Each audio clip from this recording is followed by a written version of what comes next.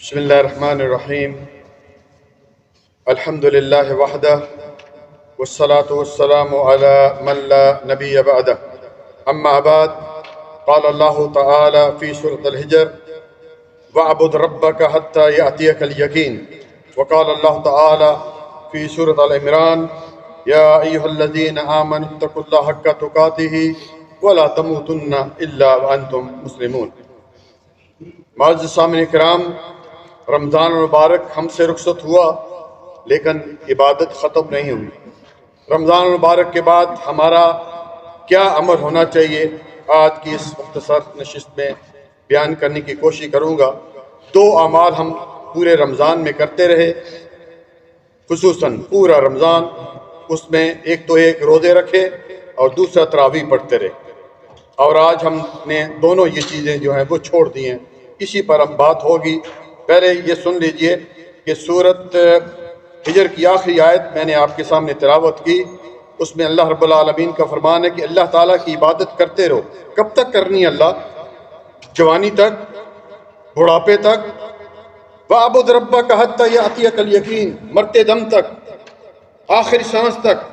جب تک آخری سانس ہے شیطان کا حملہ باقی ہے بھائیو، آخر وقت میں بھی آ کر وہ گمراہ کر سکتا ہے۔ اور کسی شخص کے آخری الفاظ اگر اس کے منہ سے یہ کلمہ شہادت، کلمہ توحید نکل جاتے ہیں تو اس کے لیے عظیم خوشخبری ہے۔ رسول اللہ صلی اللہ علیہ وآلہ وسلم نے فرمایا: من آخر کلامہ لا الہ الا اللہ من الدنیا دخل الجنہ، کہ اس شخص کا ٹھکانہ جنت ہے جس کو آخر وقت میں یہ کلمہ توحید جو ہے وہ نصیب ہو جاتا ہے۔ اسی طرح سورۃ آل عمران 4 پارہ اور اس کی آیت نمبر 102 آپ کے سامنے تلاوت کی، جس میں رب العالمین کا فرمان ہے کہ اے ایمان والو، اللہ تعالیٰ سے ڈرو جیسے کہ اس سے ڈرنے کا حق ہے، اور تمہیں موت نہ آئے اس حالت میں کہ تم مسلمان ہو۔ تو پیارے بھائیو، اسی طرح صحیح بخاری میں حدیث نمبر 6502 رسول اللہ صلی اللہ علیہ وسلم نے فرمایا، حدیث قدسی ہے، ایک ٹکڑا پیش کروں گا: وما يزال عبدي يتقرب عليه بالنوافل حتى احبه، کہ انسان نوافل کے ذریعے، نفلی عبادت کے ذریعے اللہ تعالیٰ کے قریب ہوتا رہتا ہے، قریب ہوتا رہتا ہے، پھر اتنا قریب ہو جاتا ہے کہ اللہ تعالیٰ اس سے محبت کرتے ہیں۔ سبحان اللہ، کتنا خوش قسمت شخص ہوگا جس سے اللہ تعالیٰ محبت کرے۔ تو آئیے ہم چلتے ہیں روزوں کے بارے میں کہ فرض روزے تو ہم سے رخصت ہوئے، لیکن اس کے بدلے میں اللہ تعالیٰ نے ہمیں جو ہے وہ نفل روزے دے دیے۔ آئیے چلتے ہیں، پہلے 2 حدیثیں میں آپ کے سامنے پیش کرتا ہوں کہ نفل روزے کی اہمیت کیا ہے، فضیلت کیا ہے۔ چنانچہ متفق اللہ حدیث بخاری و مسلم، سیدنا ابو سعید الخدری رضی اللہ تعالیٰ عنہ اس حدیث کے راوی ہیں، کہتے ہیں: سمعت رسول اللہ صلی اللہ علیہ وسلم یقول، میں نے نبی صلی اللہ علیہ وسلم کو یہ فرماتے ہوئے سنا کہ من صام یومن فی سبیل اللہ بعد اللہ وجہ عن النار 70 خریفہ، جو شخص صرف ایک روزہ نفل روزہ رکھتا ہے، اللہ تعالیٰ اس کو جہنم سے 70 میل کی مسافت کے برابر دور کر دیتے ہیں۔ اور دوسری حدیث جس میں تھوڑا سا ضعف ہے، ترمذی میں یہ حدیث موجود ہے، رسول اللہ صلی اللہ علیہ وآلہ وسلم نے فرمایا: من صام یومن فی سبیل اللہ جعل اللہ بینہ و بین النار خندقا کما بین السماء والارض، کہ جو شخص ایک نفل روزہ رکھتا ہے اللہ تعالیٰ اس پہ اور جہنم کے درمیان ایک خندق کھود دیتے ہیں جس کی لمبائی زمین اور آسمان کے برابر۔ اللہ اکبر۔ اور بھی اس کی فضیلتیں ہیں لیکن وقت جو ہے وہ اتنی اجازت نہیں دیتا۔ آئیے وہ کون سے روزے ہیں؟ سب سے پہلی بات ہے سوموار اور پیر کا روزہ۔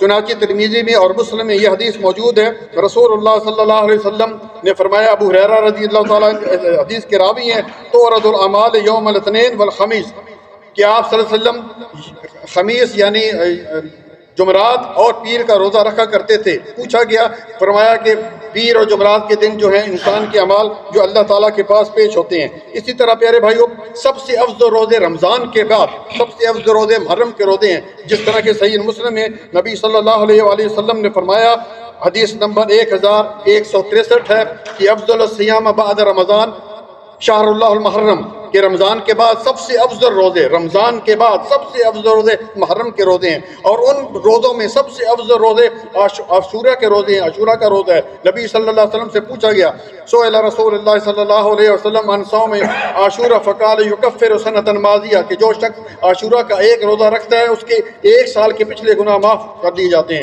اور آپ صلی اللہ علیہ وسلم نے خود روزہ رکھا بھی، صام یوم عاشورہ وامر بالصیام، روزہ خود رکھا بھی اور روزہ رکھنے کا حکم بھی دیا۔ اسی طرح آگے چلتے ہیں، ایام بیس کے روزے جو 13، 14 اور 15 جو عربی تاریخیں ہیں، اس میں نبی صلی اللہ علیہ وسلم جو ہے وہ کیا ان روزوں کے بارے میں فرمایا، جو 13، 14 اور 15 کا روزہ رکھتے ہیں مہینے میں 3 دن، وہ اس طرح ہے کہ سیام الدہر، کہ وہ اس طرح کے پورا سال روزے سے ہیں۔ کیوں میرے بھائی؟ روزے تو 3 رکھے، کیونکہ میں نے آپ کو پہلے ہی بتایا تھا سورۃ انعام اور اس کی آیت نمبر 160 کہ من جاء بالحسنۃ فلہ عشر امثالها، جو شخص ایک نیکی دے کے آئے گا ہم اس کو 10 کے برابر دیں گے۔ تو ایک روزے کا ثواب 10 کے برابر، 2 روزے کا ثواب 20 کے برابر، اور 3 روزے کا ثواب 30 کے برابر۔ اللہ اکبر۔ تو اس طرح کے جس طرح پورا مہینہ روزے رکھ رہا ہے، اور اگر پورا مہینہ ہر مہینے میں رکھ رہا ہے تو اس طرح جس طرح کہ پورا سال روزے رکھ رہا ہے۔ اسی طرح شوال کے 6 روزے آپ لوگوں نے ماشاءاللہ رکھے ہوں گے، اور یہ حدیث جو ہے مسلم کی حدیث نمبر 1164 ہے،